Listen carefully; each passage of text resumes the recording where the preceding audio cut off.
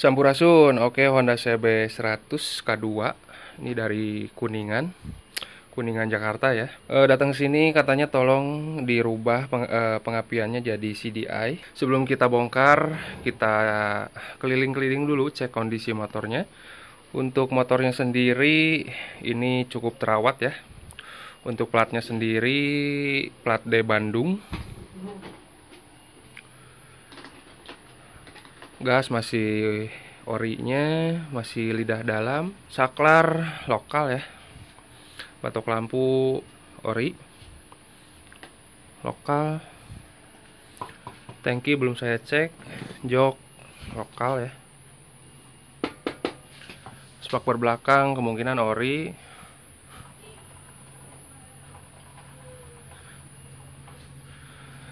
Untuk mesinnya sendiri, headnya masih bawaannya ya. Yang atasnya atau tutupnya tidak bisa dilepas seperti ini. Kita cek dulu apakah ada rembes. Tidak ada ya, atau mungkin belum terlihat. Ini baut hilang satu atau tidak terpasang. Spakbor depan lokal. Bottom menggunakan Honda Win kalau tidak salah. Untuk kopling ini cukup empuk. Dan sebetulnya ini sudah CDI ya, tapi polsternya ditanam di noken as, jadi tidak kurang optimal. Ini ada rembes dikit ya. Stengkas juga terpasang. Untuk karbu menggunakan Shengwei. Kita coba nyalakan ya. Dan ini menyalakannya harus pakai cuk ya. Kalau tidak pakai cuk tidak mau nyala. Ini coba dulu tidak menggunakan cuk. Posisi ke bawah, apakah nyala?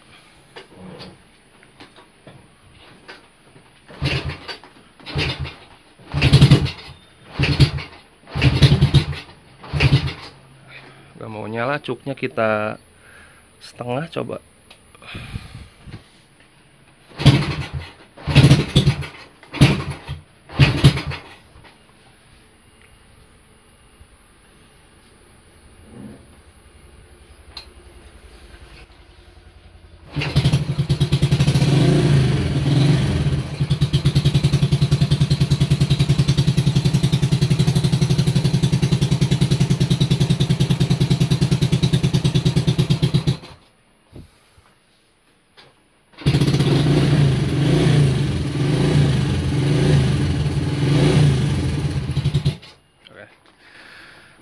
Jadi kondisi harus dicuk ya baru mau nyala. Dan kalau tidak dicuk, cuknya dilepas, tidak mau langsam. Dan itu masalah utamanya katanya. Kemudian kalau nanjak itu sering mati, atau dibawa jauh itu sering mati. Itu masalah utamanya. Oke, langsung aja kita bongkar ya. Sekarang kita ke proses pembongkaran mesin. Mesin sudah turun dari rangka. Seperti ini kondisinya. Untuk lubang porting in, ternyata sudah diporting, tidak lagi standar, dan hasilnya tidak rata ya. Kondisi mesin atau rembes oli tidak ada sejauh ini. Asgir juga lancar. Ini ada speleng bagus. Nah, ini polsternya polster gantung dipasang di noken as. Kemudian yang menarik perhatian adalah blok pistonnya. Ini tidak presisi ya kelihatannya. Kemudian ada untuk finishingnya ada garis-garis seperti ini kemungkinan lokal. Nanti kita cek. Markingnya juga seperti itu. Untuk K2, K0 sampai K2 markingnya emang tidak ada di depan, tapi nanti di atas ya ada. Kita cek nanti.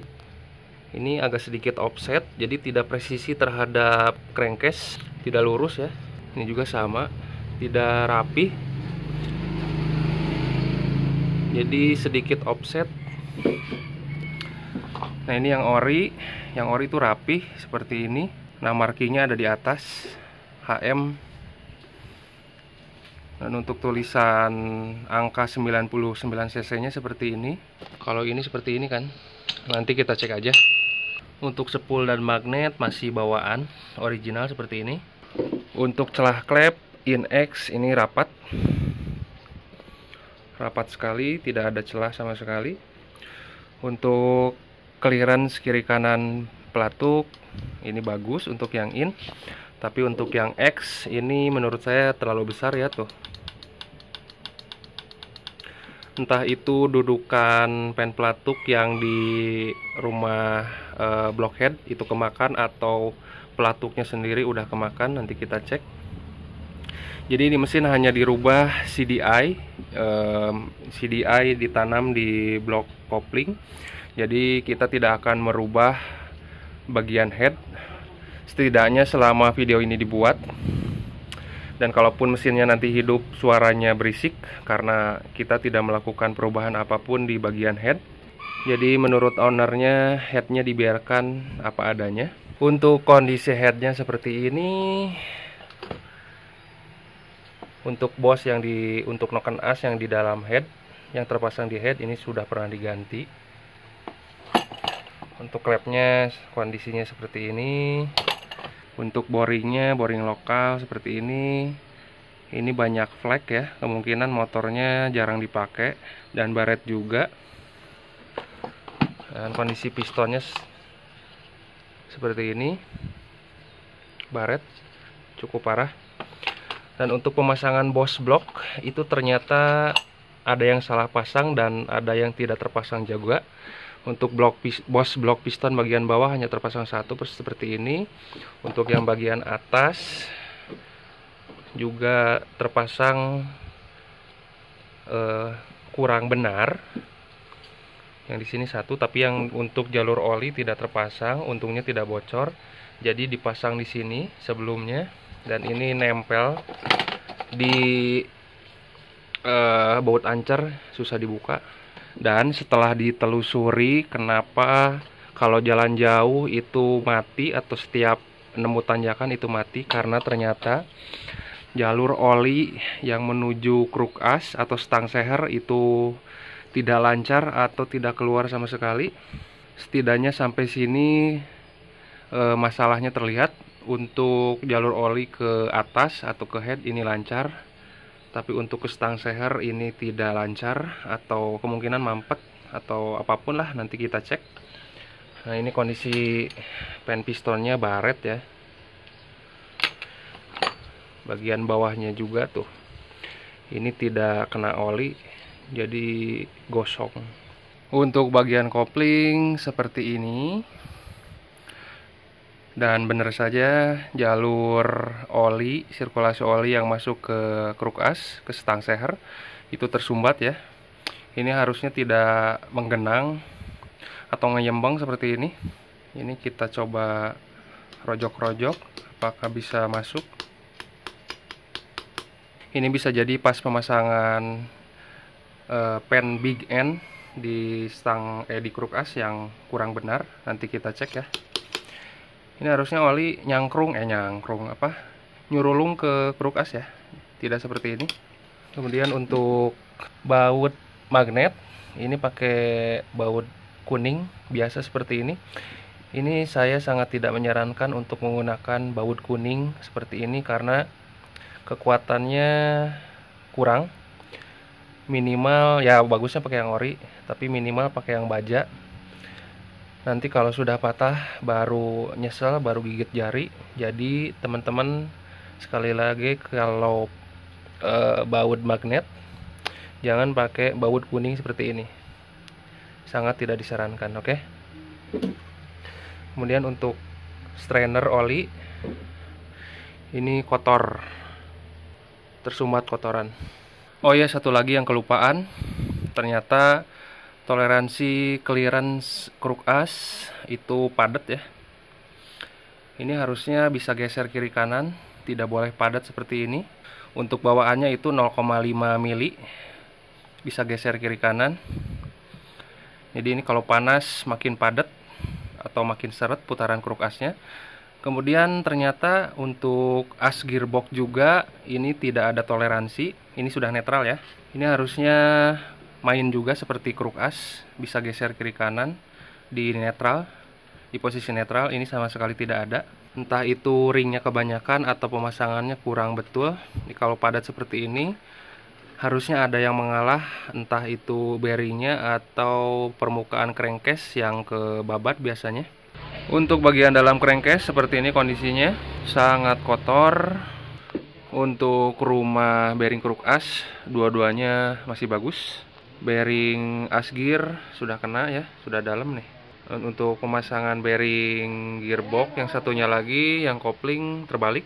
Kemudian ini untuk rasionya, dan benar saja untuk kruk as diganjal di bagian magnet, ini lebih keluar dibandingkan yang di bagian kopling ya. Oke, sekarang dalam proses perakitan bagian crankcase atau bagian tengah mesin. Untuk spare partnya atau bagian-bagian mesinnya sudah dibersihkan semua. Bearing-bearing gearbox ini baru saya ganti semua. Plat sensor netral juga saya ganti dengan yang baru karena bawaannya payah atau ripuh ya, jelek banget. Dan saya juga sudah membenahi as selahnya karena bawaannya juga sama ripuh. Dari sekian banyak spare part atau bagian dalam mesin, yang paling ripuh atau yang paling payah itu kruk as ya.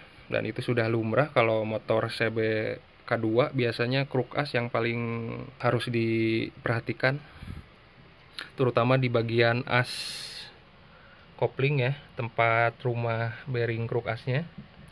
Ini bawaannya geolnya itu parah banget.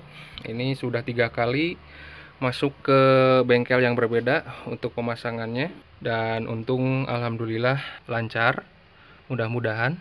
Dan ini juga terpaksa harus dilas titik ya untuk gigi kruk asnya karena si rumahnya itu sudah aus, yang di kruk asnya ya sudah aus. Untuk bearing kruk as yang sebelah kiri itu baru, sebelah kanan masih bawaannya. Stang juga baru, dan ternyata kenapa oli tidak masuk ke dalam stang seher ya, karena tersumbat kotoran. Sekarang sudah lancar. Sekarang lagi pembuatan derajat pengapian menggunakan busur derajat seperti ini. Dan sudah ditandai, tinggal dilas untuk pick up pulsernya. Oke, proses pembuatan pick up pulser sudah beres, dan ini hasilnya. Magnet menggunakan Honda Grand, untuk karet damper tensioner ori Honda stok lawas. Jadi ini tinggal pasang cover magnet, kemudian tengah atas. Oke, mesin sudah terpasang di rangka. Ini kita akan coba nyalakan.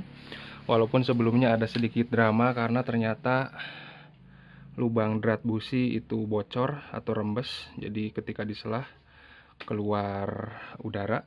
Tapi ini sudah dibetulkan, jadi mesin sudah turun 2 kali untuk memperbaiki lubang drat busi. Sekarang kita coba nyalakan.